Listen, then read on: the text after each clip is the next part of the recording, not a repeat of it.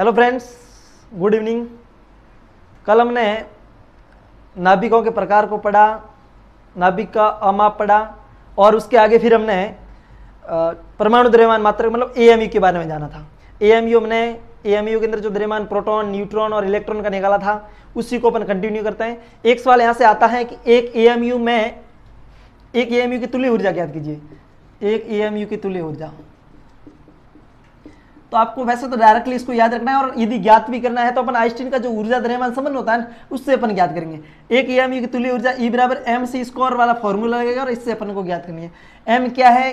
द्रव्यमान कितना है? एक एएमयू में कितने द्रव्यमान के बराबर होता है? ये होता है 1.6 से गुणा 10⁻27 kg के बराबर। ये हमने कल ज्ञात किया था। अब c क्या? प्रकाश का वेग है, तो c का मान कितना हो सकता है? 3 × 10⁸ मीटर प्रति सेकंड। ये प्रकाश का वेग, इस समीकरण में ये मान रखते ही हल करते हैं और तो हमारे पास जो एक एएमयू की तुल्य ऊर्जा का जो मान आता है वो आता है 931 मेगा इलेक्ट्रॉन वोल्ट। अब रही बात कि या तो ऊर्जा आएगी वो जूल में आएगी, इलेक्ट्रॉन वोल्ट में कैसे चेंज किया? तो इलेक्ट्रॉन के आवेश के बराबर जब इसके अंदर भाग देते हैं अपन तो हमारे पास जो मान आता है वो इलेक्ट्रॉन वोल्ट में आ जाती है, मतलब जूल को इलेक्ट्रॉन वोल्ट में चेंज किया है।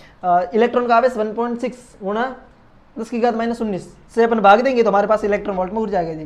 तो एक एएमयू के तुल्य ऊर्जा का मान कितना आता है? वो आता है 931 मेगा इलेक्ट्रॉन वोल्ट। ये आपको याद रखना है, इंपॉर्टेंट है। एक एएमयू में कितनी ऊर्जा होती है? वो होती है 931 मेगा इलेक्ट्रॉन वोल्ट के बराबर। चलो एक और सवाल यहाँ से कि 1 ग्राम द्रव्यमान की तुल्य ऊर्जा, 1 ग्राम द्रव्यमान की तुल्य ऊर्जा की यदि बात करें अपन तो वही आइंस्टीन का ऊर्जा द्रव्यमान संबंध होता है, E बराबर mc² होता है। ठीक है, तो यहाँ से अपन m का मान कितना है? 1 ग्राम है, 1 ग्राम। अब ग्राम को किलोग्राम में चेंज करना है, 1000 का भाग देंगे। 1000 का भाग मतलब 10⁻3, 10⁻3 ऊपर लेके आएंगे 10⁻−3 हो जाएगी, 10⁻−3 kg हो जाएगा। चलो c का मान प्रकाश का वेग होता है तो 3 × 10⁸ का स्क्वायर कर दो। चलो हमारे पास ये होता है 1 × 10⁻3 10⁻3 गुणा 3 का स्क्वायर 9, 10 के ऊपर 8 घात है, 2 घात और हैं, 8 दूनी 16 हो जाएगी, 10 की घात हो जाएगी 16। अब समान आधार की घातें गुणा में जुड़ती हैं तो 10 और 10 आधार समान है, 16 और -3 जुड़ जाएगी, कितनी होगी? 16 में से 3 जाएंगे, पीछे रहेंगे 13, तो हमारे पास आएगा मान 9 × 10⁻13 जूल। ये किसका मान आ गया? ये ऊर्जा का मान आ गया। कब? जब 1 ग्राम द्रव्यमान हो। तो 1 ग्राम द्रव्यमान की तुल्य ऊर्जा कितनी आ गई? 9 × 10⁻13 जूल। ऐसा कोई भी सवाल आए तो अपने को ये वाला फॉर्मूला यूज करना है, आइंस्टीन का ऊर्जा द्रव्यमान संबंध। तो एक एएमयू की तुल्य ऊर्जा होती है 931 मेगा इलेक्ट्रॉन वोल्ट, इंपॉर्टेंट। और 1 ग्राम द्रव्यमान की तुल्य ऊर्जा होती है वो होती है 9 × 10⁻13 जूल। ये है इलेक्ट्रॉन वोल्ट में, ये है जूल में। ऑप्शन में हमें इलेक्ट्रॉन वोल्ट देखने को मिल सकता है, जूल भी देखने को मिल सकता है, तो आपको इन दोनों में ध्यान रखना है कि किस में इलेक्ट्रॉन वोल्ट में ऊर्जा है और किसकी जूल में है। चलो अब ये तो था कल वाला टॉपिक जो अपन एएमयू के बारे में पढ़ रहे थे। आज अपन को जैसे कि आप थंबनेल में देख पा रहे हो, हम जो पढ़ेंगे द्रव्यमान शक्ति, नाभिकीय बंधन ऊर्जा और प्रति न्यूक्लियन बंधन ऊर्जा। और रही बात इस पार्ट के संपूर्ण नोट्स की, तो इस पार्ट के संपूर्ण नोट्स आपको डिस्क्रिप्शन बॉक्स में एक लिंक दे रखी है, उस लिंक को आप ओपन करते ही संपूर्ण नोट्स इस नाभिक वाले पार्ट के आपको मिल जाएंगे। तो सभी वहां जाकर इस नोट्स को प्राप्त कर लें। चलो आज का जो टॉपिक अपन स्टार्ट कर रहे हैं वो ले रहे हैं द्रव्यमान शक्ति। द्रव्यमान शक्ति, मास डिफेक्ट्स। द्रव्यमान शक्ति क्या होती है? जैसा नाम, द्रव्यमान शक्ति, द्रव्यमान की हानि होना। अपन को पता है किसी भी परमाणु, किसी भी नाभिक का जो द्रव्यमान होता है वो होता है A बराबर P+n, यानी कि प्रोटॉन और न्यूट्रॉन की संख्या का योग उसकी द्रव्यमान संख्या होता है। तो अभी द्रव्यमान शक्ति क्या है? द्रव्यमान शक्ति को अपन ऐसे समझेंगे कि किसी भी नाभिक के जो प्रोटॉन और न्यूट्रॉन के जो द्रव्यमान का योग है तथा हमारे पास कुछ अपन मापेंगे, उस द्रव्यमान के अंतर को द्रव्यमान शक्ति कहेंगे। समझ में नहीं आया? चलो वापिस समझेंगे।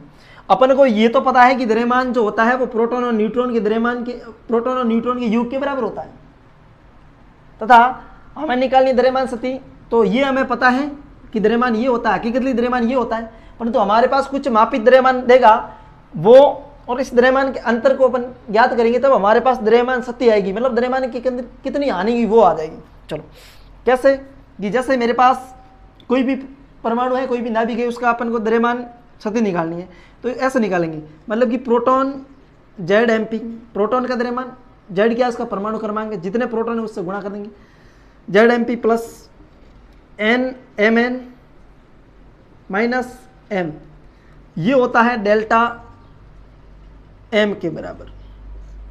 चलो डेल्टा एम को अपन ऐसे समझेंगे, डेल्टा एम क्या है, द्रव्यमान शक्ति है, द्रव्यमान शक्ति, द्रव्यमान शक्ति। द्रव्यमान शक्ति क्या है, इसकी वापस मैं परिभाषा बता रहा हूं। नाभिक के प्रोटॉन तथा न्यूट्रॉन के द्रव्यमान का योग तथा नाभिक के मापित द्रव्यमान के अंतर को द्रव्यमान शक्ति कहते हैं।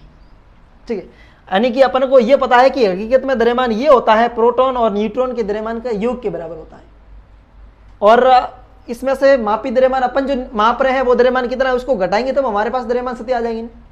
चलो इसको कैसे पढ़ेंगे, जैसे कि हमें कुछ मान दे, समझो ऐसे समझेंगे इसको, हमें कुछ मान दे भाई किसी भी परमाणु किसी नाभिक का द्रव्यमान मापने, मापित द्रव्यमान है 35, कितना है, मापित द्रव्यमान है 35। चलो ये तो है मापित द्रव्यमान। अब हमें पूछे तो उस परमाणु, यदि हमें उस परमाणु उस नाभिक के बारे में जानकारी है तो उसकी प्रोटॉन और न्यूट्रॉन की द्रव्यमान का योग हमारे पास आता है वो 37 आता है, कितना आता है, 37 आता है।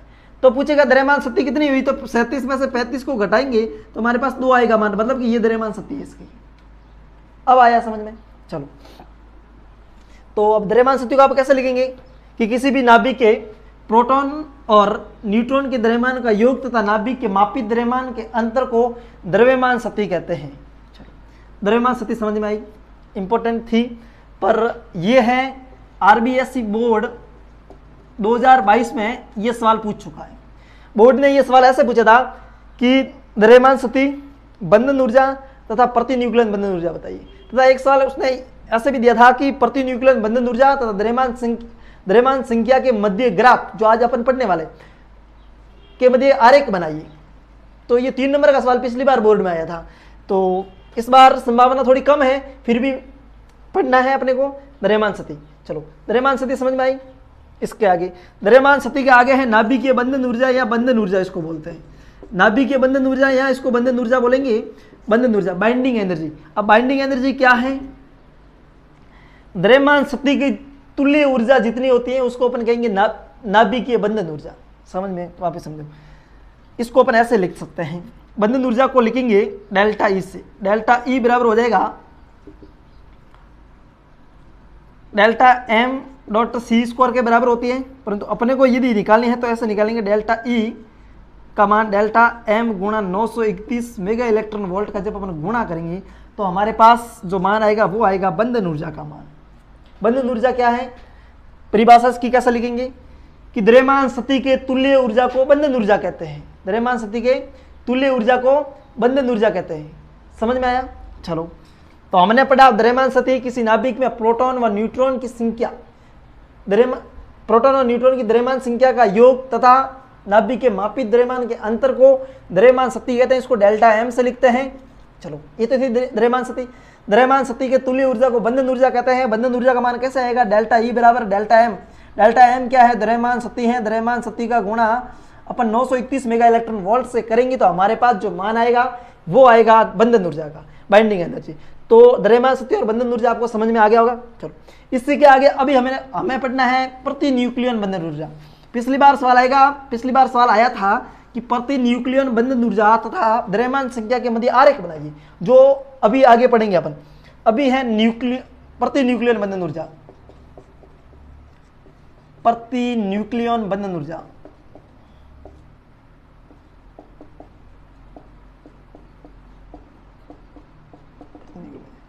चलो ऐसा नहीं है कि पिछली बार बोर्ड में आ गया है तो इस बार अपन इसको नहीं पढ़ेंगे। पढ़ना इसलिए जरूरी होता है कि इसमें कुछ छोटी छोटी चीजें होती है जो एक एक नंबर के सवालों में दे सकते हैं वो। तो चलो प्रति न्यूक्लियन बंधन ऊर्जा क्या है, इसको अपन लिखते हैं बी बार से, बी के ऊपर बार, प्रति न्यूक्लियन बंधन ऊर्जा। प्रति न्यूक्लियन बंधन ऊर्जा का फॉर्मूला अपन याद रखना, बी बार होता है, वो होता है बंधन ऊर्जा डिवाइडेड बाई द्रव्यमान संख्या। किसी भी नाभिक की प्रति न्यूक्लियन बंधन ऊर्जा क्या है, नाभिक की बंधन ऊर्जा तथा उसके द्रव्यमान संख्या के अनुपात को प्रति न्यूक्लियन बंधन ऊर्जा कहते हैं। समझ में आया? किसी भी नाभिक की बंधन ऊर्जा तथा उसके द्रव्यमान संख्या के अनुपात को प्रति न्यूक्लियन बंधन ऊर्जा कहते हैं। चलो बी बार बराबर इसको ऐसे लिखेंगे, बंधन ऊर्जा डेल्टा ई तथा द्रव्यमान संख्या ई, इसको अपन कहेंगे प्रति न्यूक्लियन बंधन ऊर्जा। चलो समझ में आया? बंधन ऊर्जा तथा द्रव्यमान संख्या के अनुपात को प्रति न्यूक्लियन बंधन ऊर्जा कहते हैं। इसी के आगे हमारे पास बी बार का मान है। अब बी बार क्या है? बी बार मतलब प्रति न्यूक्लियन बंधन ऊर्जा। प्रति न्यूक्लियन बंधन ऊर्जा क्या बताती है? किसी भी नाभिक के स्थायित्व को बताती है। कोई भी नाभिक कितना स्थायी होगा इसकी जानकारी कौन देता है? हमें प्रति न्यूक्लियन बंधन ऊर्जा देता है। जिसका प्रति न्यूक्लियन बंधन ऊर्जा बी बार का मान ज्यादा है उसी का स्थायित्व ज्यादा होगा, यानी कि ये स्थायित्व की जानकारी देता है हमें कौन? प्रति न्यूक्लियन बंधन ऊर्जा। तो ये सवाल भी इंपॉर्टेंट है कि प्रति न्यूक्लियन बंधन ऊर्जा किसकी जानकारी देता है? मतलब नाभिक के स्थायित्व की जानकारी देता है। नाभिक कितना स्थायी होगा उसकी हमें जानकारी देता है। जैसे 26Fe56 किसका नाभिक है? Fe ferrous. चलो ये नाभिक एक सर्वाधिक स्थायी नाभिक है। ये सर्वाधिक स्थायी नाभिक इसलिए है क्योंकि इसके लिए जो बी बार का जो मान होता है वो होता है 8.75 मेगा इलेक्ट्रॉन वोल्ट, जो कि सर्वाधिक होता है। इससे ज्यादा किसी के बी बार का मान नहीं होता है। इसका मतलब ये नाभिक सर्वाधिक स्थायी नाभिक है 26Fe56। तो सर्वाधिक स्थायी नाभिक कौन हो गया? 26Fe56। क्यों हुआ? क्योंकि इसके लिए बंधन प्रति न्यूक्लियन बंधन ऊर्जा का मान सर्वाधिक है। चलो तो आपने बंधन ऊर्जा पढ़ा, प्रति न्यूक्लियन बंधन ऊर्जा पढ़ा, द्रव्यमान शक्ति को पढ़ा, तीनों अच्छी तरह समझा दिया है। चलो ये स्क्रीनशॉट लेनी तो ले सकते हैं और वैसे आपको नोट्स मिल जाएंगे उसमें से लिख लेना है। चलो अब है एक वक्र आरेख को पढ़ेंगे अपन। आरेख क्या है?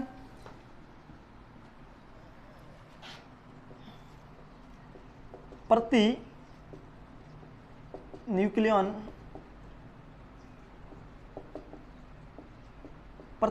बंधन ऊर्जा तथा द्रव्यमान संख्या ए के मध्य ग्राफ।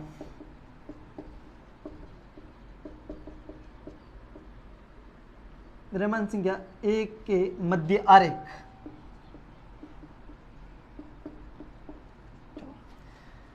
द्रव्यमान संख्या ए तथा प्रति न्यूक्लियन बंधन ऊर्जा बी बार, इसके मध्य अपन आरेख खींचते हैं। ये पिछली बार बोर्ड में आ चुका है आरेख। देखो इसका आरेख होता है वो इस प्रकार से होता है।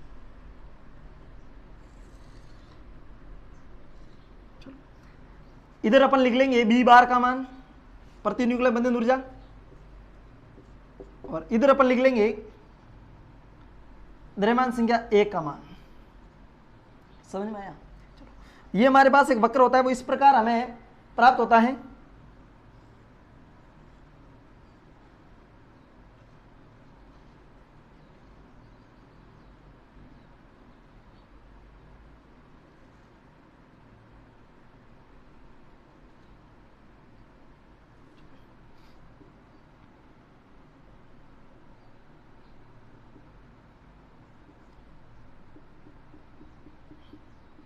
चलो ये द्रव्यमान संख्या 50 है, ये 100 है। इसमें से अपने को कुछ पॉइंट लिखने हैं। इस ग्राफ को अपन कैसे समझ सकते हैं? देखो ये जो ऐसे ऐसे चल रहा है वो क्या है? 50 और 100 के मध्य ये नियत क्यों है? बी बार का मान नियत क्यों है? बढ़ क्यों नहीं रहा? सर्वाधिक क्यों है इसका मान? इसके आगे 100 से आगे फिर घट क्यों रहा है? ये पॉइंट हमें समझना है। देखो पहला पॉइंट ये लिखेंगे। पहला पॉइंट इसका क्या लिख सकते हैं अपन? ध्यान से समझना है कि जिन नाभिकों की द्रव्यमान संख्या वो 4 की गुणज है। जिन नाभिकों की द्रव्यमान संख्या कितनी है? द्रव्यमान संख्या 4 की गुणज है। 4 की गुणज मतलब जो 4 की गुणा में आती है, 4, 8, 12, 16। जिन नाभिकों की द्रव्यमान संख्या 4 की गुणज है वो इस प्रकार है। उनके लिए प्रति न्यूक्लियन बंधन ऊर्जा का मान सर्वाधिक होता है। ये 4 के गुणज है, 4 है, 8 है, इस प्रकार है। तो जिन नाभिकों की द्रव्यमान संख्या 4 की गुणज है उनके लिए प्रति न्यूक्लियन बंधन ऊर्जा का मान अपने जो पास में जो नाभिक होता है ना उनसे ज्यादा होता है। कैसे कि अब 7, 8, 9, 7 से माना कि द्रव्यमान संख्या 7 है, इसके ज्यादा 8 की ज्यादा होगी क्योंकि प्रति न्यूक्लियन बंधन ऊर्जा 8 की ज्यादा होगी। क्यों होगी? क्योंकि ये 4 का पूर्ण गुणज है।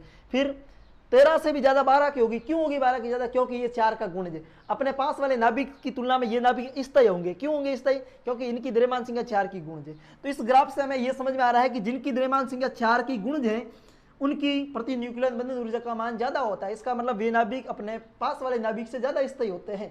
पहला पॉइंट समझ में आया। चलो दूसरा पॉइंट,